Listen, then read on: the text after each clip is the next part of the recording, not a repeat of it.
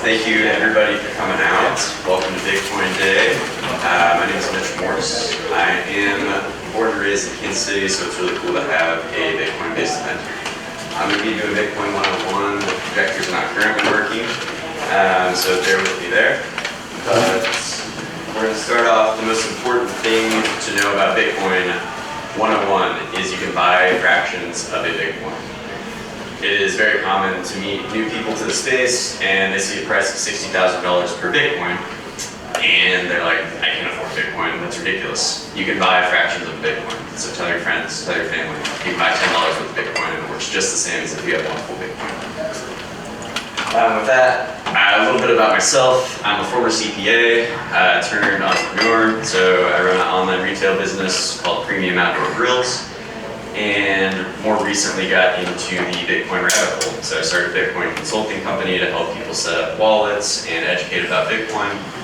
And I started the Kansas City Bitcoin meetup group. I'm a co-organizer there. So if you're interested in Bitcoin, learning more about it, check us out at kcbitcoiners.com. All the event details are there. I write for CoinBeast and some for Bitcoin Magazine. And if you want to get in touch with me, I am at wittyusername30 on Twitter and Telegram, or Mitch at yourbitcoin.expert via email. We're going to talk about Bitcoin fundamentals here, try to keep it as basic as I can. There will be Q&A at the end, and there's also a table outside. That's the beginner table, so if you have any questions, if you want me to help you set up a wallet or anything like that, come out there. Or just find me wherever I am. There's no such thing as a dumb question. And then we're also going to talk a little bit about how to buy Bitcoin, how to secure Bitcoin, and go over some of the common myths like, is Bitcoin bad for the environment, things like that. But first we're going to start with the blockchain. It's a very big buzzword recently, and a blockchain is essentially just a ledger. Right? We've had ledgers for thousands of years. And a ledger simply tells you three things. It tells you who owns what, when. So if you think of a more traditional ledger like what we're familiar with, you would think of like Chase Bank. Chase Bank has millions of clients and customers all over the globe, different currencies, different time zones. You've got business bank accounts, you've got personal bank accounts. And they have to keep track of who owns what when, because if they don't, then you're going to have somebody who is either missing funds or someone who is able to spend funds twice, and that's not an acceptable outcome. So they have this ledger that keeps track of everyone's balance across the world, who owns what when. And that ledger is managed by Chase Bank, which is a centralized company. So they're in charge of running that ledger. They have the power to update that ledger live, however they see fit. A blockchain is a ledger that it allows your ledger to be decentralized, so that there is no Chase Bank, and that's the most important distinction with what a blockchain is and can be, is it can be a decentralized ledger where there is no Chase Bank, there is no board of directors, there is no team that updates the ledger. If Chase Bank fails, then someone else is going to have to take over that ledger. With Bitcoin or its blockchain, if a miner goes offline, it doesn't matter. The blockchain continues to function just fine. So a couple things to note about the blockchain and kind of how the ledger works. Miners all over the world are competing with each other to add new blocks to the blockchain. And a block is just a group of Bitcoin transactions. So all of us in here could submit some Bitcoin transactions to the network. And miners across the globe are competing to put those transactions, that group of transactions, into a block. And each new block is simply an update to the ledger. So it's a new status update to who owns what when. And I had a visual for this. I'll try to describe it a little bit. Basically, we might get visual.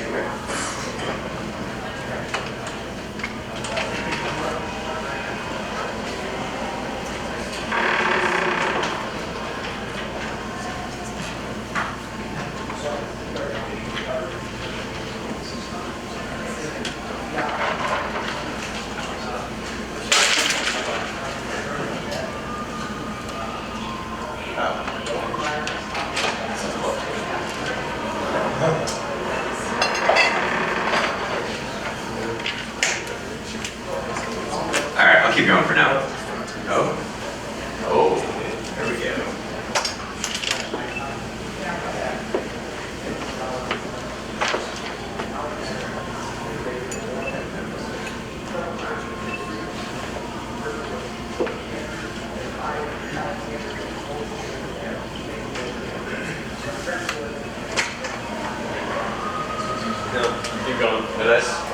Alright, so a blockchain, if you think about it visually, you're going to start at the bottom and it's building on top of blocks. You're adding blocks to each successive block. It's building up.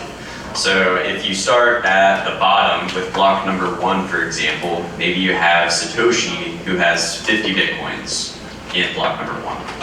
And so it's a ledger. Who, Satoshi, owns what? He owns 50 Bitcoins when, as of block number 1. And then in block number 2, let's say you have a transaction. Let's say Satoshi wants to send 10 Bitcoins to his friend Hal. And so that transaction is in block number 2, which gets put on top of block number 1. And then you have an updated ledger balance. If you add in block number 1 plus the transactions in block number 2, you get a ledger balance, which is Satoshi has 40 Bitcoins and Hal has 10 Bitcoins. And that's basically how a blockchain works. You're adding successive blocks, and those blocks just update everyone's balances. Now, the blockchain in real life has 2,000 to 3,000 transactions per block, so it gets a lot more complicated as far as who owns what when, but that's effectively how it works.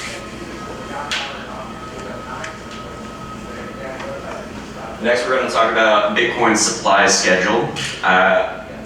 I'm going off of a chart here that you can't see, but basically, Bitcoin's supply schedule started off with 50 Bitcoins created every 10 minutes on average in 2009. And every 210,000 blocks, that number gets cut in half. So it has a decreasing supply as time goes on. So in 2012, we were at 50 Bitcoins every 10 minutes on average. That got cut in half to 25 Bitcoins every 10 minutes. And then 2016, it gets cut in half again to 12.5 Bitcoins. And then in 2020, it got cut in half to 6.25 new Bitcoins created every 10 minutes on average. That's where we're at today. 2024, it'll get cut in half again to 3.125. So if you look at a chart of it, you can clearly see that most of the Bitcoin that will ever exist has already been created. We're at about 90% of all the Bitcoins that will ever be mined have already been created. And the rest of the 2-ish million Bitcoins that will be created over the next 120 years. And so it gets more and more scarce as time goes on, and it approaches its upper limit, which is approximately 21 million total Bitcoins. And you can't create more than that. So this supply schedule is implemented by a couple of mechanisms in the Bitcoin code. There's proof of work mining, and there's the difficulty adjustment, and we're going to talk about both. Proof of work mining, you have these Bitcoin mining rigs, and you can plug them in to an energy source. And what they're doing is you have these rigs all over the globe, and they are competing with each other to mine these blocks that we talked about earlier. And what they're doing is they're solving what I would call a guess and check math problem. So if you can imagine, everyone in this room has to randomly generate a number, and that number has to be between 0 and 1,000. And the first person to find a number that's below 100 wins the block. That's basically what's happening with these miners. The only way to solve this problem is to guess and then check to see if you got a number below 100. And if you didn't, you're guessing again, and then you're checking again, and you're guessing and checking. That's called hashing in the Bitcoin world. So all these miners are trying to solve this problem, and whoever solves it gets that 6.25 new Bitcoins right now today, which gets cut in half progressively. They also get the sum of all the transaction fees. So whenever you have a block added to the blockchain, every single transaction has at least a minimum fee that is required to be included in a Bitcoin block. So the miner that solves that problem gets all of those transaction fees. Next, we're going to talk about the difficulty adjustment. And so the difficulty adjustment happens every 2016 blocks. And I referred to this earlier whenever I said every 10 minutes on average is how often new Bitcoins are created, or how often new blocks are confirmed. And the way that I can say this is because of the difficulty adjustment. So the difficulty adjustment there's two scenarios every 2016 blocks. The target block time is 10 minutes on average. So scenario 1 says blocks are coming in really fast. So let's say blocks are coming in every 5 minutes instead of every 10 minutes. Bitcoin sees this and it's like, wow, you guys are solving this problem way too easily. I'm gonna make it harder for you to solve this so that it's every 10 minutes instead of every 5 minutes. That's scenario 1. Scenario 2 is just the reverse of that. Let's say blocks are coming in slower. They're coming in every 20 minutes, super slow, it takes forever.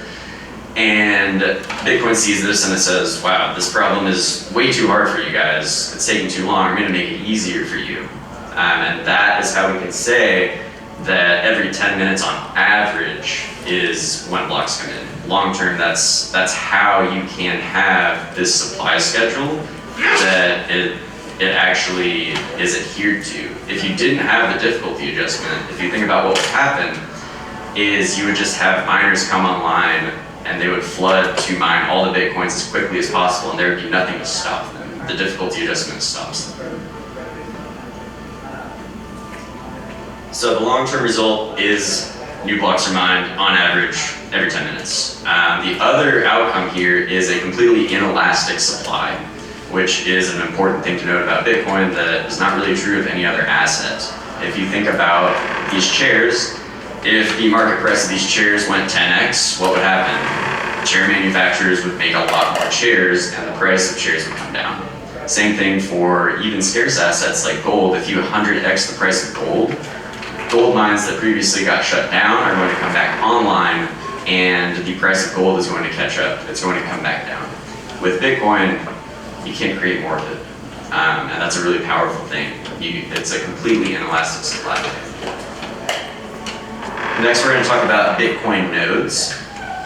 So Bitcoin nodes are, you can run a Bitcoin node on your laptop, on your computer. You can also get a very small device that is a Raspberry Pi. It's a single board computer, which you can get for less than $200, all the parts that you need for that.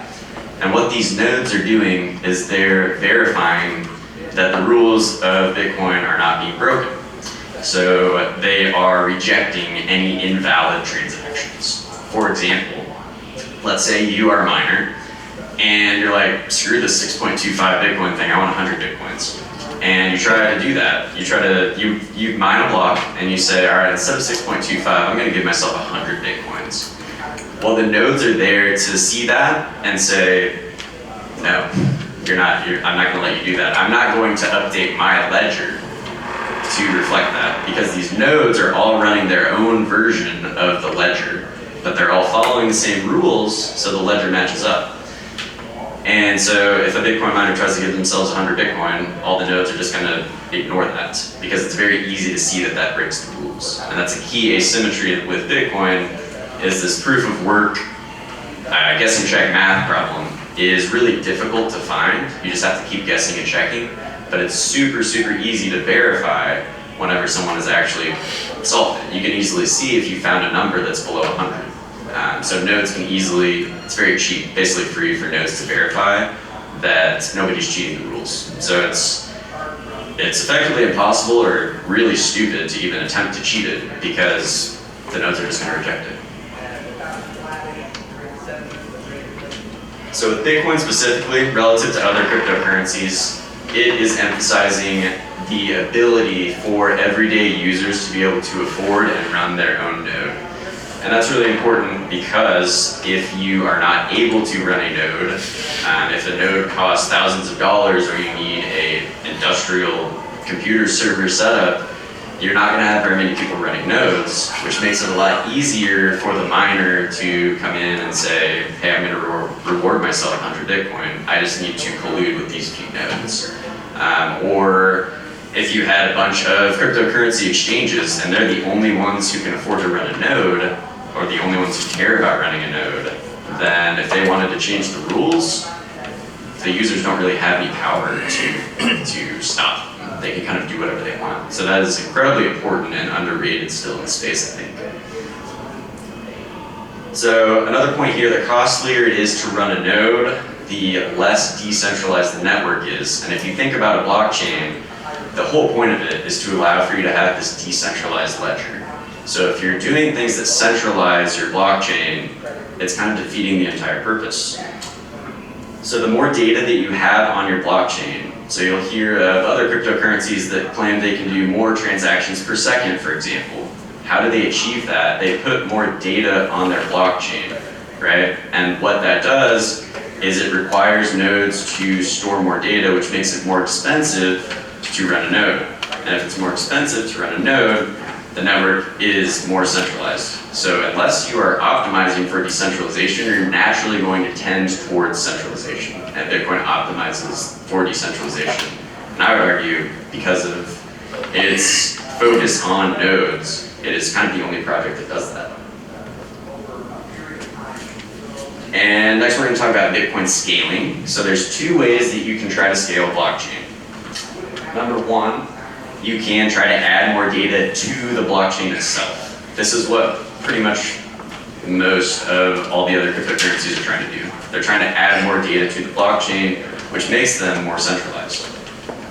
The second way is you can build on top of the blockchain. You leave the blockchain as this really solid foundation that you can build on top of. And that's much more similar to how the internet was built. It has different layers that are built on top. You don't stuff everything on one layer.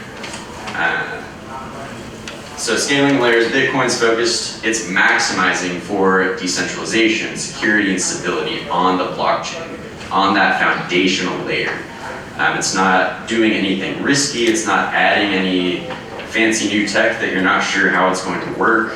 It's not risking the foundation of its house that it's building. What it does instead is it builds layers on top. So you can build an application that improves your privacy in Bitcoin. You can build applications or other protocols like the Lightning Network, which can make your transactions per second skyrocket without sacrificing your decentralization of your blockchain. So this is how Bitcoin is chosen to kind of scale. And an important thing to note, if you think about scaling, if you're adding more features to the blockchain, your risk is that things go wrong. So if you add some fancy new programmability to your blockchain and it breaks, then your whole foundation is broken, and you don't want that. Whereas if you build in layers like what Bitcoin's doing, if you build a layer on top and it doesn't work or it breaks, that sucks, but your blockchain's still fine, and you can build other layers, you can try it again. So it's a much less risky approach. The most popular second layer network is called the Lightning Network. And you can think of the Lightning Network as an abacus. So you would have an abacus with two sides, and you have, say, 10 beads on one side. And so I'm on one side of this abacus, and we'll say Brian's on the other side of this abacus. And I open a channel. That's what this is called in the Lightning world. And let's say I open a channel for 10 Bitcoins, I wish. Let's say I open a channel for 10 Bitcoins with Brian. So I have 10 beads on my side of the abacus, which means I can send 10 Bitcoins, up to 10 Bitcoins, anywhere in between 0 and 10, to Brian. And at the start, he can't send me any. But if I send him 5 Bitcoins, he wishes, then now we both have 5 on our side, so we can each send up to 5 Bitcoins to each other. And that happens on the Lightning Network, which is just based on the internet, so it's essentially instant and basically free. So you can do this as long as we want. We could do this for 10 years and make 1 million transactions. And then maybe Brian moves away and we want to stop transacting, and then we can settle to the blockchain. So let's say our balance is 5 and 5. We're done transacting, then it becomes a transaction on the blockchain that gives Brian 5 Bitcoins on the blockchain and me 5 Bitcoins on the blockchain. And that is the basics of how the Lightning Network works. In reality, It's like me connected to Brian, who's connected to Trent, who's connected to Don. You've got all sorts of connections so that I don't have to connect to everyone in this room to send them Bitcoins. I can just route it through a couple people who are interconnected. So you get this huge web of connectivity, and it's really powerful. You're seeing, you can make transactions from here to someone in El Salvador instantly and for free. It's happening all the time, every day. Next, we're going to talk about how to buy Bitcoin. There's two ways that you can buy Bitcoin. There's KYC, which stands for Know Your Customer. And that is just a set of laws that requires you to provide your driver's license whenever you open a bank account or a cryptocurrency exchange. These are the most common ways to buy Bitcoin. Strike is a great app. They have the lowest fees. River is a good exchange that I prefer for larger purchases. And Swan Bitcoin is another great option for anyone who wants a DCA, which just means you can buy, for example, $10 of Bitcoin every day automatically. You don't have to touch anything, or $50 a week, or however you want to set it up. Swan's a sponsor of Bitcoin Day, a great company. Also a reminder, you can buy a fraction of a Bitcoin. Then there's non-KYC options. These are options for people who are more privacy focused or concerned about, having the data leak someday in the future that they bought a certain amount of Bitcoin on a certain platform. They may not want that risk, and so they are trying to acquire Bitcoin without having to give up their personal private information. There's a software called BISQ, B-I-S-Q, that is a software you can put on your computer. You can buy non-KYC Bitcoin that way. Mining is actually a good option that is becoming more and more common among Bitcoiners. So that's another good option. Just make sure you hire a licensed electrician so you don't burn your house down. The meetup group, so peer-to-peer is another good way. So if you stop by one of our meetups, I'm pretty sure you can find people who would buy and sell Bitcoin with you. And there's also ATMs called coin flip ATMs. They're kind of all over the country. It's another good non-KYC option.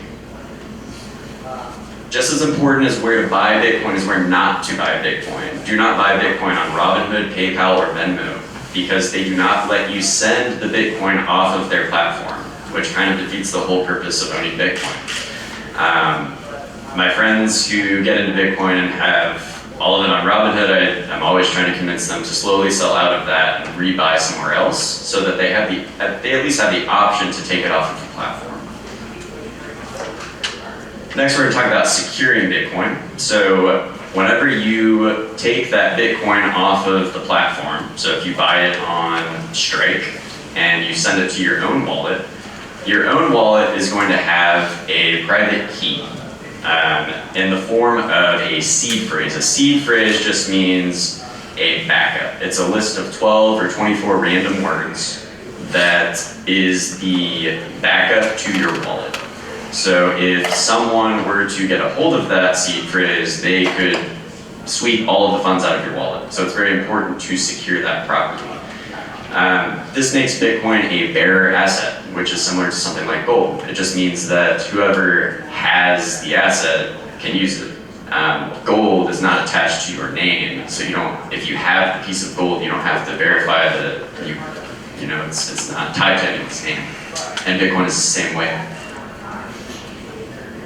Last point here, the 10x rule of Bitcoin security is something that I try to adhere to. This just says if you have like $5,000 on a mobile wallet, you might be okay with that, but you want to pretend like the value of Bitcoin is 10x that. So you might be okay with $5,000 on your phone. Are you okay with $50,000 on your phone? If not, you should go ahead and secure it as if it was worth $50,000 so that whenever the price runs up, you're not scrambling to secure things, you're not stressed out. So there's 5 tiers of Bitcoin security, 5 kind of ways that it can be secured. The first one is the walled gardens, which is what I talked about earlier, Robinhood, PayPal, Venmo. Do not use these platforms. It's really a Bitcoin IOU because they are holding the keys. They are holding the private keys to your Bitcoin on your behalf. So you don't really own any Bitcoin. They own the Bitcoin on your behalf, and you have to trust them that they'll give it to you. And they can't give it to you because that's how their platforms are set up. Tier 2 is custodial exchanges. These are things like Strike, River, and Swan Bitcoin. You can buy Bitcoin there, and you can send it off of the platform whenever you want to. So those are all good options for beginners. You can leave your coins there while you learn about security and figure out how to do it on your own. Tier 3 is hot wallets. Hot just means that the wallet is connected to the internet. So it's a little bit less secure than what we'll talk about in Tier 4 and 5. But it's still a good option for smaller amounts of Bitcoin. Basically, these are just apps on your phone. Moon Wallet, MUUN, is a really good one. That's iOS and Android. Blue Wallet is another great one for iOS and Android. And Samurai, which is Android only. Tier 4, cold wallets. Cold just means that it is not connected to the internet, so it's much more secure. These are things like Trezor and Ledger. Those are good beginner hardware wallets. They do a good job of walking you through how to secure your seed phrase and that type of thing. Cold Card is another one. It's a little bit more hardcore, but you can set it up to where you literally never have to plug it into a computer ever, which I think is pretty cool. And with Tier 3 hot wallets and Tier 4 cold wallets, you are taking possession. So you are the owner of your private keys at this point, versus Tiers 1 and 2, the exchanges are holding your keys on your behalf. Tier 5 is what's called multi-signature, and it's grown a lot in the past couple of years. So multi-signature lets you physically distribute, or geographically distribute, the security of your Bitcoin. So for example, you could set it up to where you have, in an extreme scenario, let's say you have one key in the US, one key in Brazil, and one key in the UK. And you need 2 of those 3 keys in order to move any funds. So this does 2 things for you. Number 1, it increases your redundancy of your setup. If you lose a key, it doesn't matter. If someone steals the key in the UK, it doesn't matter. They can't move any funds, and you can still move funds. It also increases your security, just because if someone wanted to get your Bitcoin, they would have to go to 2 different continents. So it's very, very difficult to actually steal. A lot more difficult than a single signature setup like Tier 4. You've got a couple options here. There are companies that do collaborative multi-sig. CASA, C-A-S-A, and Unchained Capital are both companies that will hold one of those keys for you and you hold the rest, and they'll kind of help you set it up and guide you through that process. There's also a couple kind of do-it-yourself options called Sparrow and Spectre Desktop. And lastly, we're going to touch on some common Bitcoin criticisms. First one, will governments shut Bitcoin down? So the first counterpoint here is that decentralized systems are incredibly difficult to kill. They're basically like whack-a-mole.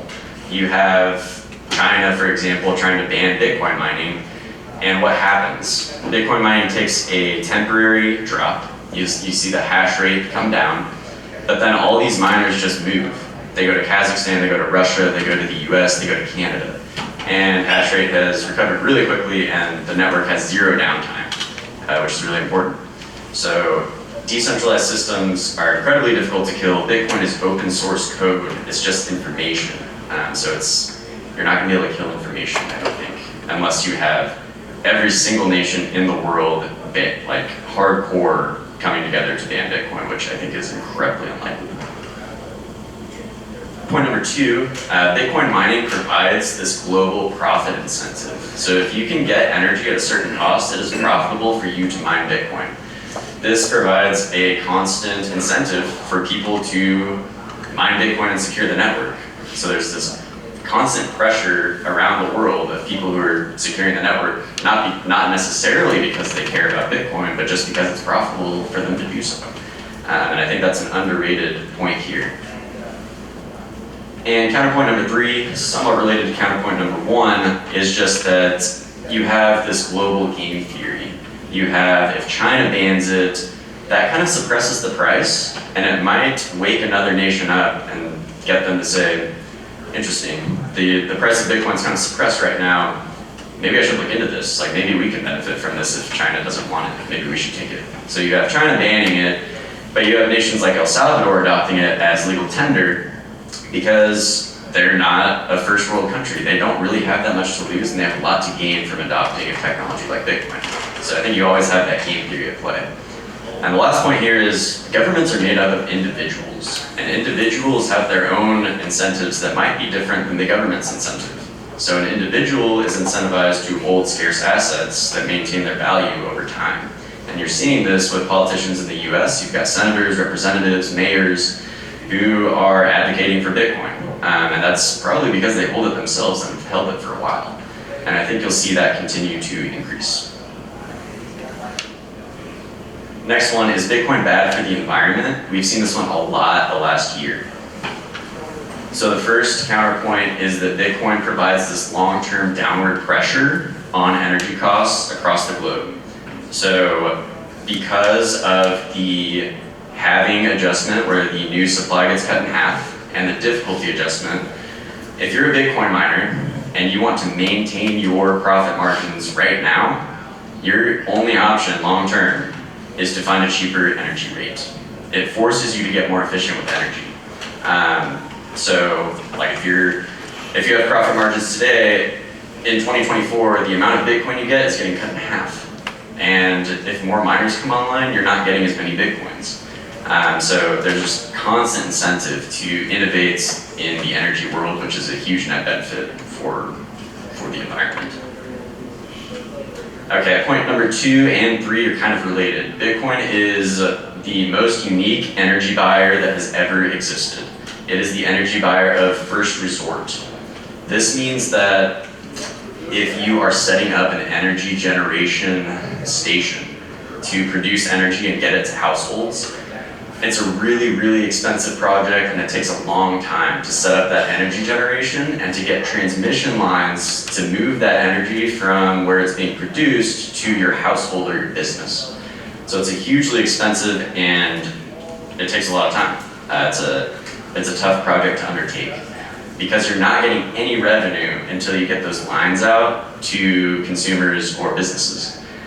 With Bitcoin, you can come in on day one. As soon as you can generate energy, you can produce revenue. You can plug in a Bitcoin miner and they will buy that energy from you at some cost. So you have a project where you're not projected to get revenues for years. Now with Bitcoin miners, you can get revenue on day one. So it helps bootstrap new energy projects.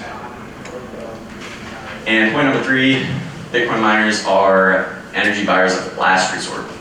This means that there's any wasted energy out there that's not getting used and there's no buyer for it, Bitcoin will buy it. You've got the best example here is flared gas, which the description of what flare gas is when natural gas is brought to the surface but cannot easily be used, it is burned for disposal. That's what flaring is. So you've got basically natural gas that is getting pulled up from the ground and there's no demand for it. At that time, there's no household or business that needs that energy. So what do they do with it? They can store it, but that's really expensive, potentially hazardous, or they can burn it into the atmosphere and just be done with it because it's cheaper to do that for them. So that's what happens, and it's terrible for the environment. They're burning methane into the atmosphere. So Bitcoin miners come in and they say, hey, if you have energy that you don't want and it's going to be burned anyways, we'll just buy it from you for cheap. And you're turning that cost, which is wasted energy, into a revenue, which is a huge net win for energy producers, and they're really starting to figure that out. And the last one here is Bitcoin the MySpace of cryptocurrencies. So counterpoint number 1 to this is Bitcoin is an open protocol. It is not like a company at all, so MySpace is just a bad comparison. MySpace had a CEO, it had a board of directors, it had business hours, it closed at certain times. Bitcoin is a globally open protocol. Anyone 24/7, 365 can and probably is working on Bitcoin or building something related to Bitcoin, which is very, very, very different than MySpace. Bitcoin's code is open source, anyone can view it. MySpace's code was not open source, it was closed. Not anyone could build on MySpace. Point number 2, we kind of touched on this earlier with how Bitcoin's scaling. And it's that cryptocurrencies that have more features are adding more data to their blockchain, which makes them less decentralized. So a lot of these cryptos will tout features like more transactions per second, but how do they do that? They add more data to their blockchain, which makes it harder to run a node, which makes their project more centralized, which makes it easier to attack. And kind of point number 3 is kind of related here. It's just that the perception versus reality of these other cryptocurrencies. You've got basically these other cryptocurrencies. If you go to their websites, you'll see a chart, and the chart says something like, Bitcoin, first generation technology, 3 transactions per second, and it takes 10 to 60 minutes to get a transaction through.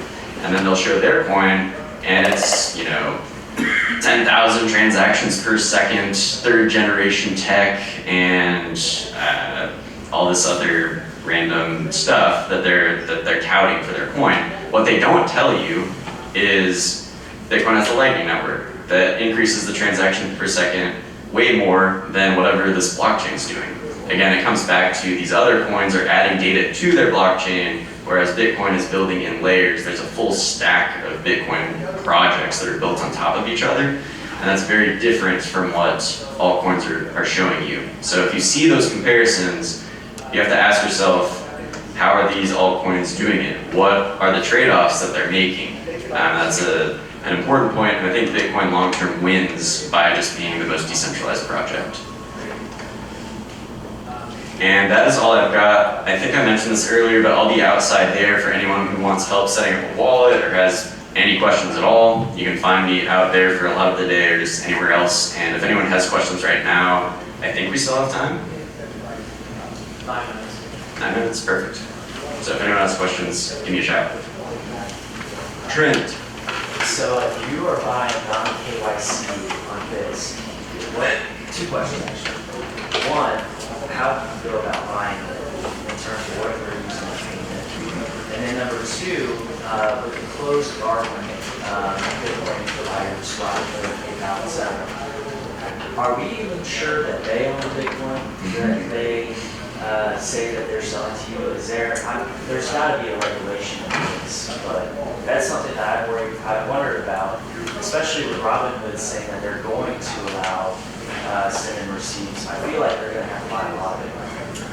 I don't disagree with you. I'll take the second one first. Basically asking these walled garden platforms that, like Robinhood and PayPal, that you have Bitcoin IOU and they won't let you send it off of their platform. Do they actually own the Bitcoin? Do we know that they even own any Bitcoin? And to my knowledge, the answer is no.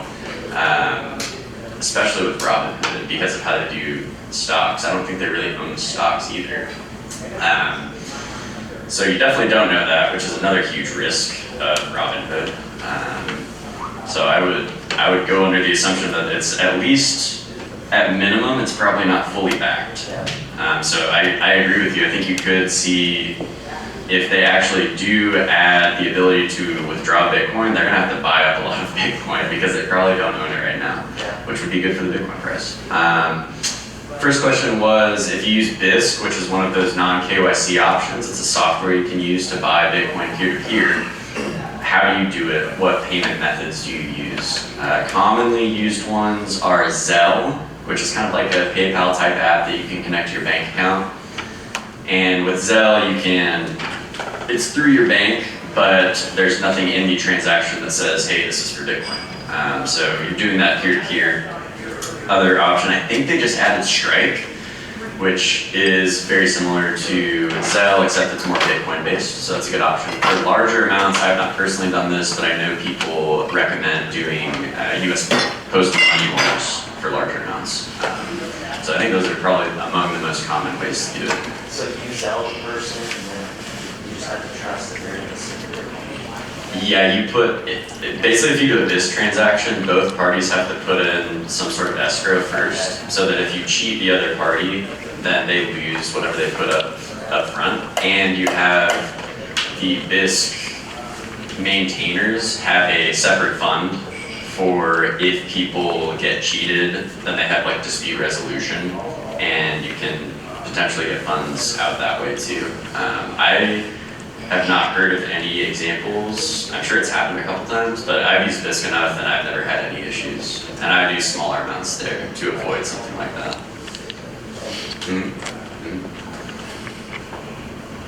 Anybody else?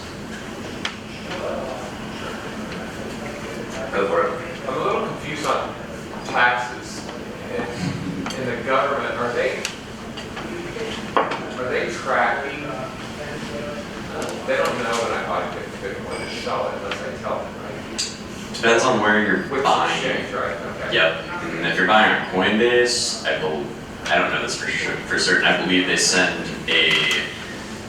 paperwork basically to the government saying that you bought this amount. Especially if you sell, they're going to report that.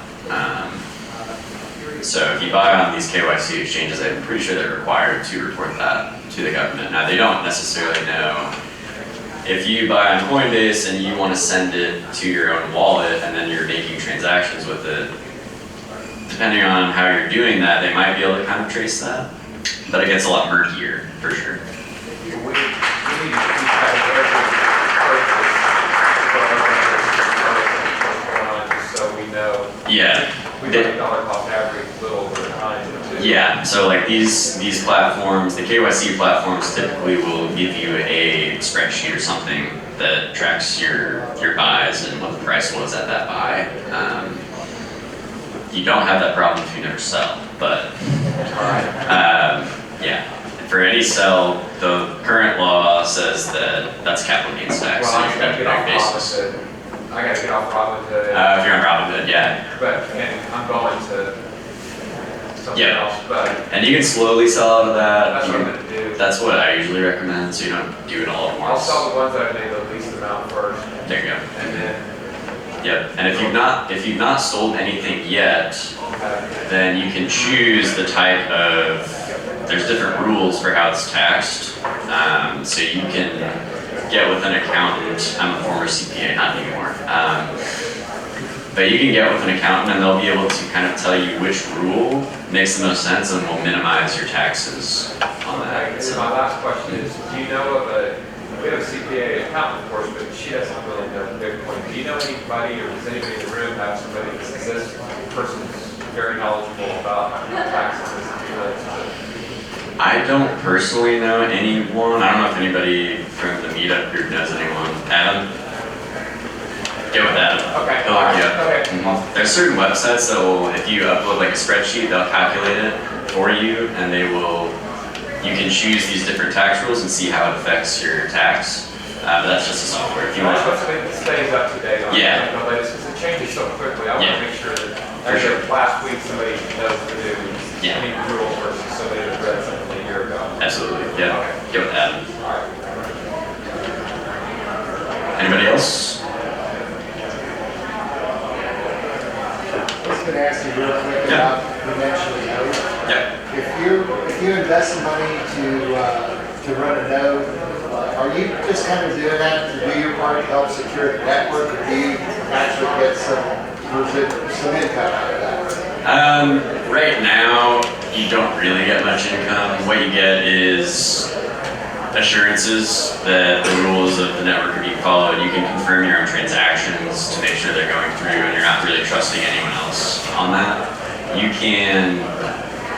can also run a node and do Lightning on that node, and that allows you to open channels. So then I can open my channel to Brian from my own node, and that's more of a self-sovereign way to do that, to use Lightning. Lightning, you can, in theory, make income by routing transactions, and you collect a very small fee on that. Emphasis on the very small fee. It's really hard to make money doing it right now unless you're like dedicated to it. Good on time? One more. Rick? How do you go about finding lower cost energy to use when you make Bitcoin? How do you go about using lower cost energy to... How do you find it? Connect to it.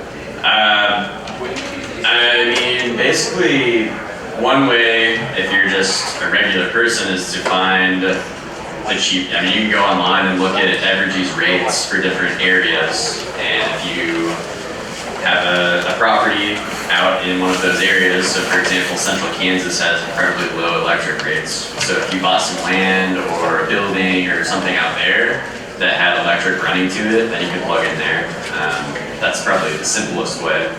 Otherwise, you're gonna have to have quite a bit of knowledge of how to build out that energy to be able to plug in a Bitcoin miner. But long term, I think you'll see a lot of nuclear coming online because it's so cheap. So yeah. All right, guys. Thank you all for showing up.